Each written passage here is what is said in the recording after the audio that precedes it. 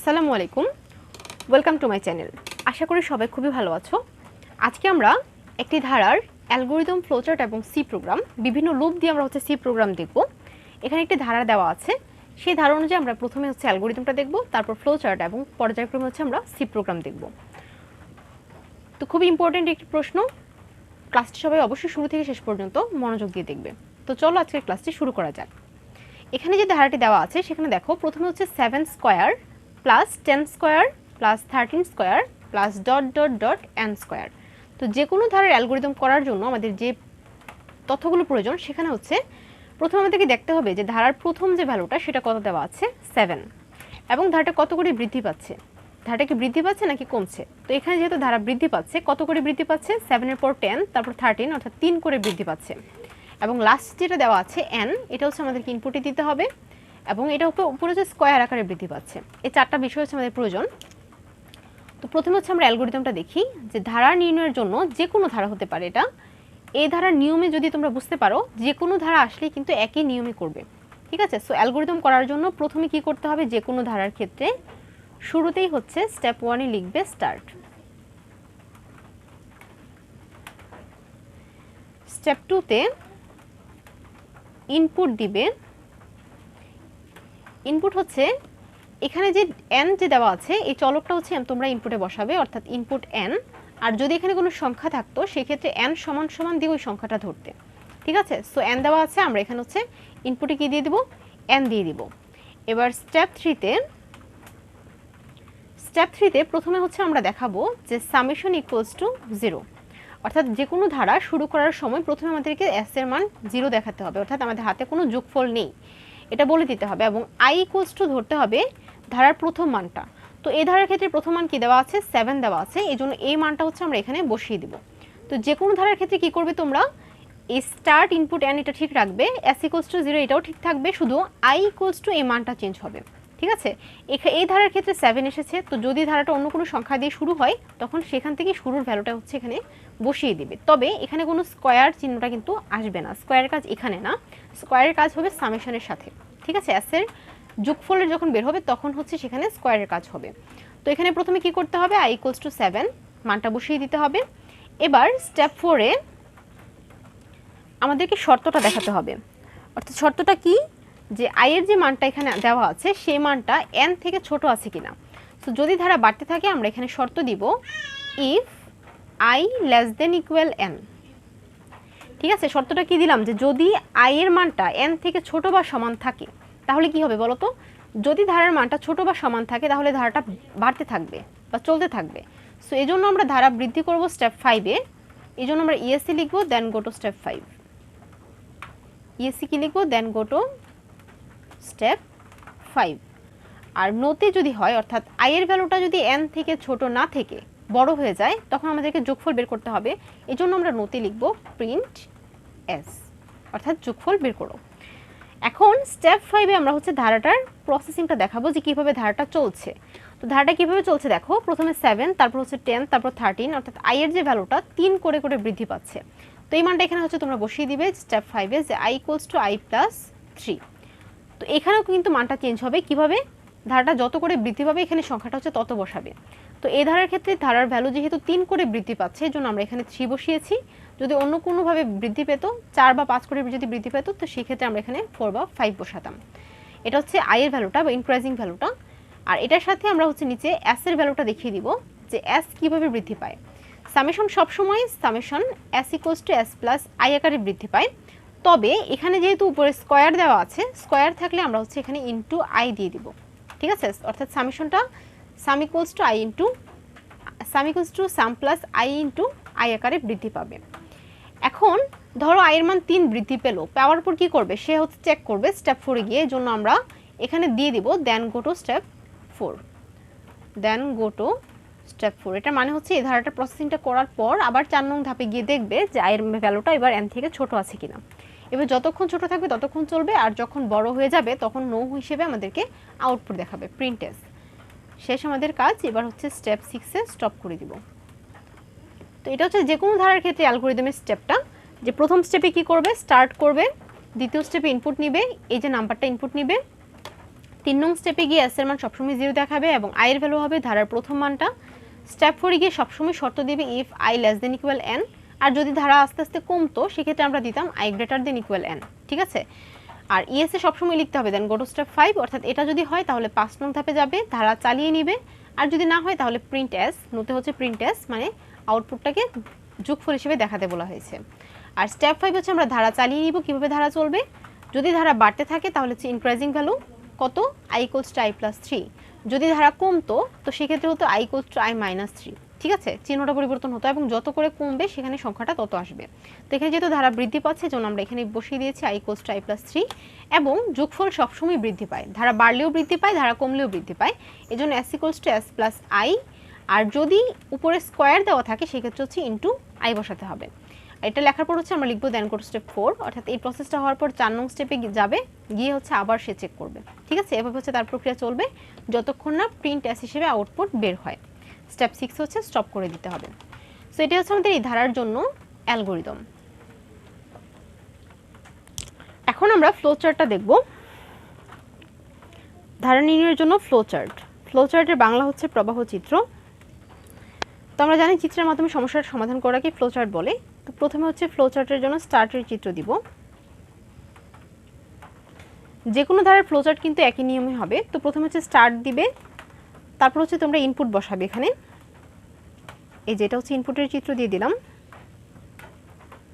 এর মধ্যে লিখতে হবে ইনপুট n। অ্যালগরিদমের স্টেপগুলো কিন্তু আমরা হচ্ছে চিত্রের মাধ্যমে দেখাচ্ছি। এবার 3 নং স্টেপে অ্যালগরিদমে যেটা ছিল যে i = 0, s = 0, i = এই যে প্রথম ভ্যালুটা এখানে আসবে 7, তারপর আমরা একটি কানেক্টর দিব কারণ এখানে আমাদের একটি লুপ আসবে, এরপর হচ্ছে আমরা শর্তের চিত্র দিব বা কন্ডিশনাল সাইন দিব, ধারার শর্তের চিত্র দিয়ে দিলাম। এর মধ্যে আমরা লিখব ইফ i <= n, অর্থাৎ i এর ভ্যালুটা কি n থেকে ছোট বা সমান কিনা। তো যদি হয় তাহলে ইয়েস, এদিকে আসলো, ইয়েস যদি হয় তাহলে কি হবে, ধারার প্রক্রিয়াটা চলবে। তো চলার জন্য আমরা প্রসেসিং এর চিত্র দিয়ে দিলাম, এর মধ্যে আমরা লিখব i = i + 3, অর্থাৎ যদি হয় তাহলে i এর ভ্যালুটা 3 করে করে বাড়বে এবং s বাড়বে s = s + i * i আকারে। এখান থেকে হচ্ছে প্রসেসিংটা যাবে কোথায়, এই যে কানেক্টরটার মধ্যে, ঠিক আছে। অর্থাৎ যতক্ষণ পর্যন্ত i এর ভ্যালুটা n থেকে ছোট থাকবে ততক্ষণ পর্যন্ত শুধুমাত্র ধারা বৃদ্ধি পেতে থাকবে, ঠিক আছে, ততক্ষণ পর্যন্ত হচ্ছে ধারাটা বৃদ্ধি পেতে থাকবে। আর যদি নো হয়, যদি নো হয় সেক্ষেত্রে হচ্ছে প্রিন্ট এস হিসেবে আমাদেরকে আউটপুট দেখাতে হবে। এই জন্য নোতে আমরা হচ্ছে একটি আউটপুটের চিত্র দিয়ে দিব, এর মধ্যে আমরা লিখব প্রিন্ট এস এবং এখান থেকে হচ্ছে আমরা স্টপ করে দিব। সো এভাবে হচ্ছে আমাদের যে কোনো ধারার জন্য ফ্লো চার্টের চিত্র আঁকতে হবে, তবে মাঝখানে হচ্ছে আমাদের ভ্যালুগুলো চেঞ্জ হতে পারে, যে কোনো ধারার ক্ষেত্রে আর কি, ধারা অনুযায়ী হচ্ছে সেখানে আমাদের ভ্যালুগুলো চেঞ্জ হবে, তবে চিত্রটা কিন্তু একই রকম থাকবে বা প্রসেসটা হচ্ছে একই রকম থাকবে। তো আবার বলে দিচ্ছি একটু যে কীভাবে হবে। প্রথমে স্টার্ট করতে হবে স্টার্টের চিত্র দিয়ে, তারপর হচ্ছে ইনপুট দিতে হবে n, s এর মান দেখাতে হবে 0 এবং i এর ভ্যালু দেখাতে হবে প্রথম যে মানটা দেওয়া আছে সেটা। দেখানোর পর এটা প্রসেসিংয়ের চিত্র হবে, তারপর একটা কানেক্টর দিতে হবে যে কোনো ধারার ক্ষেত্রে, কারণ কানেক্টরে আমাদের একটি লুপ আসবে। তো এরপরে হচ্ছে আমাদেরকে শর্তটা দিতে হবে, কন্ডিশনটা দিতে হবে। কন্ডিশন কি দিব, i <= n, যদি এটা হয় তাহলে ইয়েস আমাদেরকে প্রসেসিংটা দেখাতে হবে যে i = i + 3, ধারা বৃদ্ধি পাচ্ছে কীভাবে, এবং s = s + i * i। এটা হওয়ার পর আবার হচ্ছে এই লুপটাকে আমরা এই কানেক্টরের সাথে সংযুক্ত করে দিব। আর যদি এটা নো হয় সেক্ষেত্রে হচ্ছে প্রিন্ট এস হিসেবে আমাদেরকে আউটপুট দেখাবে এবং এখান থেকে হচ্ছে স্টপ করে দিবে। এই হচ্ছে আমাদের এই ধারাটির যোগফল নির্ণয়ের জন্য ফ্লোচার্ট বা প্রবাহ চিত্র। এখন আমরা এই ধারাটির যোগফল নির্ণয়ের জন্য সি ভাষায় প্রোগ্রাম দেখব ফর লুপ দিয়ে। প্রথমে হচ্ছে আমরা ফর লুপ দিয়ে সি প্রোগ্রামটা দেখছি, উপরে আমি লিখে নিচ্ছি যে ফর লুপ দিয়ে সি প্রোগ্রাম। ধারার প্রোগ্রাম কিন্তু বিভিন্ন লুপ দিয়ে করতে হয়। সো আমরা প্রথমে হচ্ছে ফর লুপ দিয়ে সি প্রোগ্রামটা দেখছি। প্রথমে কি করব, ইনক্লুড stdio.h, তারপর লিখব ইনক্লুড conio.h, তারপর হচ্ছে মেইন ফাংশন সেকেন্ড ব্র্যাকেট। আচ্ছা, এই দুটো ফাইল দেওয়ার পর একটা মেইন ফাংশন হবে, একটা সেকেন্ড ব্র্যাকেট হবে, তারপর হচ্ছে আমাদেরকে ইন্টিজার দিতে হবে। ইন্টিজারে কি কি দেখাবো, ইন্টিজারে আমাদেরকে যে চলকগুলো আমাদের ধারাতে প্রয়োজন হবে সবগুলো চলক হচ্ছে ইন্টিজারে দেখাতে হয়। তো এখানে আমাদেরকে ইন্টিজারের মধ্যে দেখাতে হবে i, এস এবং এন। ঠিক আছে, লেখার পর একটি সেমিকোলন দিয়ে দিতে হবে, অর্থাৎ এই চলকগুলো হচ্ছে আমাদের এই প্রোগ্রামটাতে প্রয়োজন হবে। এটা লেখার পর আমাদেরকে s ইকুয়ালস টু 0 যে মানটা, সেই মানটা আমাদেরকে এখানে দেখিয়ে দিতে হবে, তারপর একটি সেমিকোলন হবে। তোমরা কিন্তু এই সেমিকোলনগুলো অবশ্যই খেয়াল করে দিবে, কারণ এগুলোর জন্য কিন্তু মার্কস কাটা যাবে। যদি ভুলবশত সেমিকোলন না দাও সেক্ষেত্রে কিন্তু তোমার মার্কস কাটা যাবে। সো s ইকুয়ালস টু 0 দেখানোর পর এখন হচ্ছে আমরা ইনপুট দিব। ইনপুটের ফাংশন হচ্ছে scanf। ইনপুট হবে একটি, জন্য %d হবে একটি, অর্থাৎ এখানে ইন্টিজার হলে এখানে %d দিতে হয়। তো ইনপুট যেহেতু একটি, %d হবে একটি, অ্যান্ড সাইন দিয়ে চলকের নামটা দিয়ে দিব, অর্থাৎ n। ঠিক আছে, আমরা হচ্ছে এই লাইনটা কিসের জন্য দিয়েছি? ইনপুটের জন্য দিয়েছি। ইনপুট দেওয়ার পর এখন আমরা হচ্ছে লুপের কাজ করব। এখন আমরা যদি ফর লুপ দিয়ে করি, ফর লুপের সিস্টেমে ফরম্যাটে লিখতে হবে। অন্য কোনো লুপ দিয়ে করলে, হোয়াইল বা ডো হোয়াইল দিয়ে করলে হচ্ছে সেই লুপের সিস্টেমে দিতে হবে। তো আমরা যেহেতু ফর লুপ দিয়ে করছি, ফর লুপের সিস্টেম হচ্ছে এখানে আমাদেরকে প্রথমে ফর লিখতে হবে। লিখার পর i ইকুয়ালস টু দিয়ে শুরুর যে ভ্যালুটা, অর্থাৎ এই যে 7, এই মানটাকে হচ্ছে আমরা এখানে বসিয়ে দিতে হবে।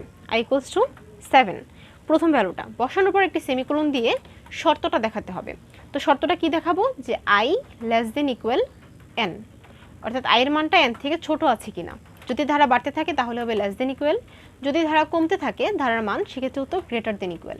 সো এখানে যেহেতু ধারা বৃদ্ধি পাচ্ছে, এই জন্য আমরা এখানে কি বসিয়ে দেবো? শর্তটা বসিয়ে দিব i less than equal n। তারপর হচ্ছে এখানে আমাদেরকে ইনক্রিজিং ভ্যালুটা দেখাতে হবে, অর্থাৎ i এর ভ্যালুটা কত করে বৃদ্ধি পাচ্ছে। প্রথমে হচ্ছে 7 ছিল, তারপর হচ্ছে 10, 13, অর্থাৎ 3 করে করে বৃদ্ধি পাচ্ছে। এজন্য এখানে আমরা দেখিয়ে দিব i equals to i plus 3, অর্থাৎ ধারার ভ্যালুটা হচ্ছে কি 3 করে করে বৃদ্ধি পাচ্ছে। ঠিক আছে, ফর লুপের শেষে এখানে কিন্তু কোনো সেমিকোলন হবে না, ফর লুপের শেষে সেমিকোলন হয় না। সো ফর লুপের লাইনে সেমিকোলন বাদ থাকবে। ফর লুপটা লেখার পর, এই যে লুপটা লেখার পর হচ্ছে আমরা এখানে একটি সেকেন্ড ব্র্যাকেট দিয়ে স্টেটমেন্টটা লিখব। স্টেটমেন্টটা কি?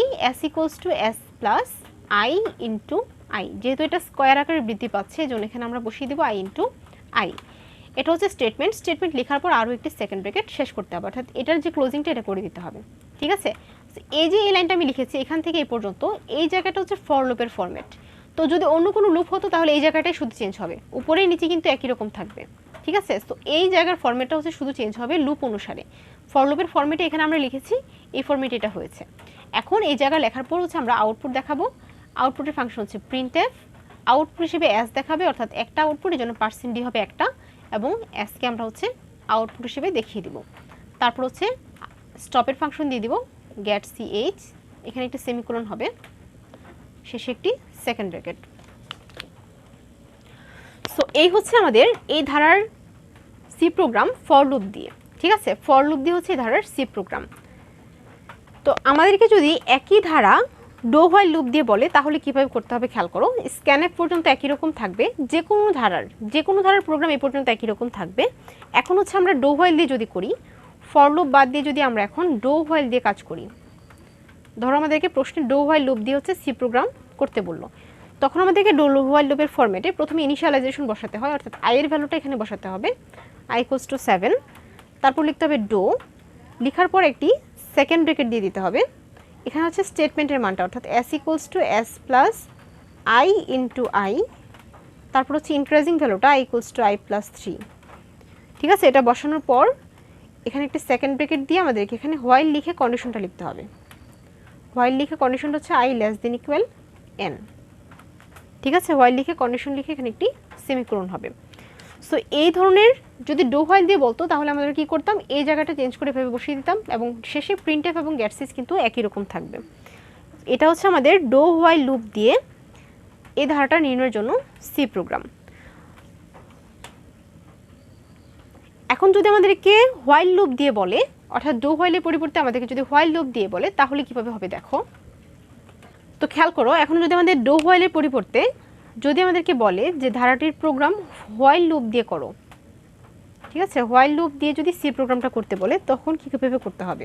এ পর্যন্ত একই রকম থাকবে। তারপর হচ্ছে আমাদেরকে ইনিশিয়াল ভ্যালুটা বসাতে হবে, অর্থাৎ i ইকুয়ালস টু 7। তারপর এখানেই হচ্ছে আমাদেরকে হোয়াইল লিখে কন্ডিশনটা দেখিয়ে দিতে হবে।